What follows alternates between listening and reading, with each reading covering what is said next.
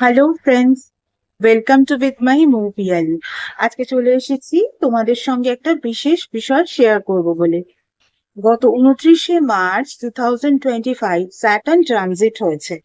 Saturn কুম্ভ রাশি থেকে মীন রাশিতে গোচর করেছেন। তার ফলে অনেকেই ভয় ভয় ছিলে, অনেকেই আমাকে জিজ্ঞাসা করেছিলে যে নিউমেরোলজিক্যালি এর কোনো এফেক্ট হয় কিনা, আর তার সম্পর্কে যাতে কোনো রেমেডিজও আমি তোমাদের সঙ্গে শেয়ার করে নিই। তো অ্যাজ ইট ইজ আমি তাই করেছিলাম, তোমাদেরকে নিউমেরোলজিক্যালি বলেছিলাম স্যাটার্ন ট্রানজিটের ফলে কার কি এফেক্ট হতে পারে এবং সে সম্পর্কে কিন্তু কিছু রেমেডিজও শেয়ার করে নিয়েছিলাম। এই ভিডিওগুলো দেখার পর অনেকেই আমাকে বলেছো অ্যাস্ট্রোলজিক্যালি স্যাটার্ন ট্রানজিট হওয়ার ফলে কি এফেক্ট হতে পারে এবং তার কি কি রেমেডিজ হতে পারে সেগুলো যেন আমি তোমাদের সঙ্গে শেয়ার করে নিই। চলো আজকে সে বিষয়ে তোমাদের সঙ্গে শেয়ার করে নেব। স্যাটার্ন ট্রানজিট হয়েছে, এই ট্রানজিট হওয়া নিয়ে দেখবে বিভিন্ন রিলসে, বিভিন্ন সোশ্যাল মিডিয়ার ভিডিওস গুলোতে না শুধুমাত্র রাশি নিয়ে বলা হচ্ছে যে এই রাশির এই হচ্ছে, ওই রাশির ওই হচ্ছে। বাট রাশি এখানে যতটা না ইম্পর্টেন্ট, তার থেকে অনেক বেশি ইম্পর্টেন্ট তোমার কোন লগ্ন সেই বিষয়টা। কারণ রাশি তো মীন রাশি, সকলের ক্ষেত্রেই শনিদেব মীন রাশিতেই গোচর করেছেন। তোমার লগ্ন কুণ্ডলী, তোমার জন্মকুণ্ডলী বা তোমার বার্থ চার্টে কিন্তু 12টা রাশি 12টা ঘরে অবস্থান করছে। আর প্রত্যেকের ক্ষেত্রেই কিন্তু মীন রাশিতেই স্যাটার্ন ট্রানজিট করেছে। কিন্তু তোমাকে দেখে নিতে হবে তোমার লগ্ন কুণ্ডলীতে মীন রাশি ঠিক কোন হাউসে আছে এবং সেই হাউস অ্যাকচুয়ালি কোন বিষয়কে রিপ্রেজেন্ট করে। তাহলে তোমার জীবনে এফেক্টটা কিন্তু সেই দিক থেকেই আসবে। কিভাবে? যাদের লগ্ন মেষ বা এরিস তাদের ক্ষেত্রে কিন্তু স্যাটার্ন ট্রানজিট হয়েছে 12 নম্বর ঘরে। 12 নম্বর ঘর কিন্তু বিভিন্ন ধরনের রোগ, তার সঙ্গে সঙ্গে হসপিটাল রিলেটেড ইস্যুস, জেল যাত্রা, তার সঙ্গে সঙ্গে ঘুম রিলেটেড অর্থাৎ শান্তির ঘুম রিলেটেড ইস্যুস এর সঙ্গে কিন্তু যুক্ত। ফলে যাদের মেষ লগ্ন তারা কিন্তু একটু সাবধান হয়ে যাও। আর স্যাটার্নকে কিন্তু একটু হ্যাপি করার চেষ্টা করো। কিভাবে হ্যাপি করবে? তোমাদেরকে কিন্তু এই সময় যে অ্যাকচুয়াল বা অরিজিনালি নিডি পার্সনস আছে তাদেরকে কিন্তু প্রতি শনিবার কিছু না কিছু দান করতে হবে। সেটা তোমার সামর্থ্য অনুযায়ী, তোমার যেটা মনে হয় তুমি সেটাই দান করো, but each and every Saturday দান করো। এরপরে যাদের বৃষ লগ্ন তাদের জন্য বলি, তাদের ক্ষেত্রে কিন্তু স্যাটার্ন ট্রানজিট করেছেন 11 নম্বর ঘরে। এই 11 নম্বর ঘর কিন্তু আমাদের আয়কে রিপ্রেজেন্ট করে। অন্যদের যেখানে 50% এফার্ট দিতে হবে, সেই কাজে কিন্তু তোমাকে 100%-এর থেকেও বেশি এফার্ট দিতে হবে। ফলে তোমার কিন্তু একটু কাজের দিকে স্ট্রাগল বেড়ে গেল, কিন্তু তার জন্য কোনো চিন্তার দরকার নেই। তুমি শান্ত থেকে সব থেকে কাজ করে যাও, 2.5 বছর পরে এর রেজাল্ট কিন্তু তুমি অবশ্যই পাবে।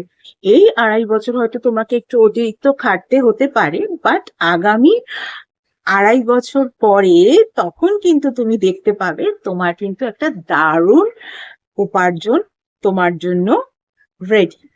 এরপর যাদের মিথুন লগ্ন তাদের জন্য বলবো, তোমাদের কিন্তু স্যাটার্ন ট্রানজিট হয়েছে 10th হাউসে।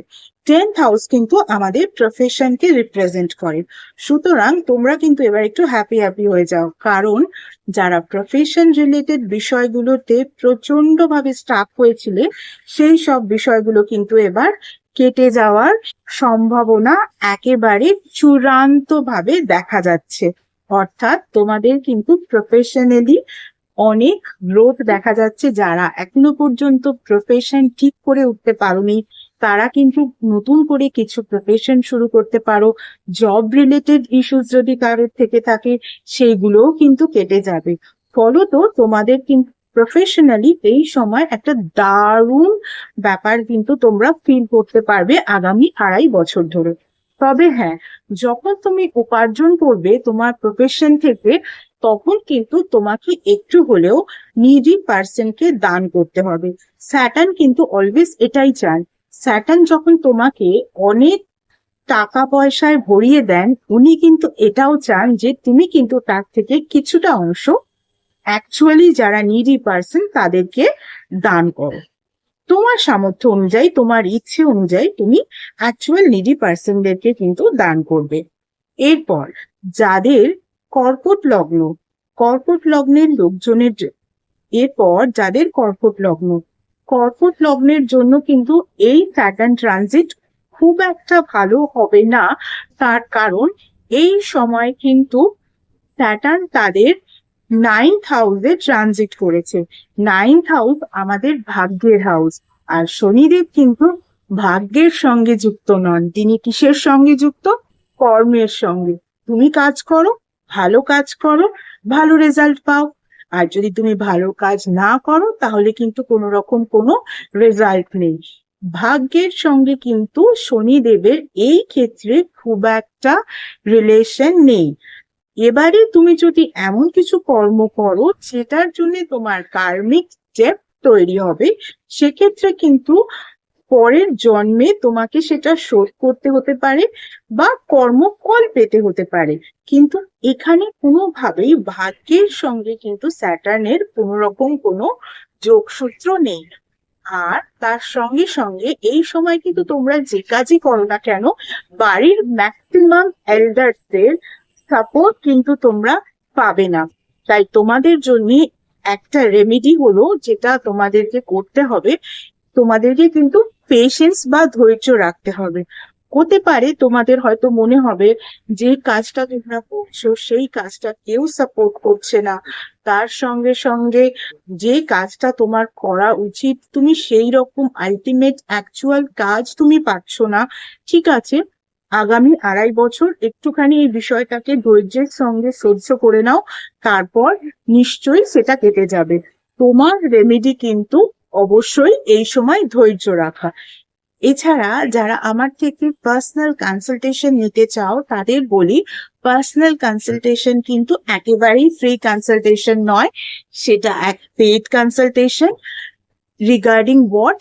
Regarding numerology, vastu, tarot reading, tarot healing, astrology, crystal healing, healing with meditation, healing with Reiki, healing with law of attraction, healing with crystal and symbolic healing। তার সঙ্গে সঙ্গে এমন কিছু রেমেডিস যেগুলো তোমাদের ওভারঅল ডিটেলস না দেখে দেওয়া যায় না জেনারেল রেমেডি হিসেবে, সেই ধরনের রেমেডিসও যদি তোমরা পেতে চাও তাহলে কিন্তু অবশ্যই স্ক্রিনে যে ইমেল আইডিটা দেখছো এই ইমেল আইডিতে অ্যাপয়েন্টমেন্ট বুক করো। তোমাকে appointment booking time wise slot দেওয়া হবে, সেই স্লটে কিন্তু তোমাকে কল করতে হবে, তখন তোমাকে কল নাম্বারও প্রোভাইড করে দেওয়া হবে। গত 1 বছর ধরে তোমরা যেভাবে আমার ফেসবুক পেজটাকে লাইক, ফলো, শেয়ার করেছো, আমার পেজে তোমাদের বন্ধুদেরকে ইনভাইট করেছো, তাদের বন্ধুদেরকেও ইনভাইট করে নিতে বলেছো, ঠিক একই রকম ভাবে আমার ইউটিউব চ্যানেলটাকেও কিন্তু সাবস্ক্রাইব করতে হবে, পাশে থাকা বেল আইকনটাকেও কিন্তু ক্লিক করতে হবে, আর তোমাদের বন্ধুদেরকেও বলতে হবে আমার ইউটিউব চ্যানেলটাকে যেন তারাও সাবস্ক্রাইব করে। চলো, আজকের মতো সবাইকে টাটা, থ্যাংক ইউ সো মাচ।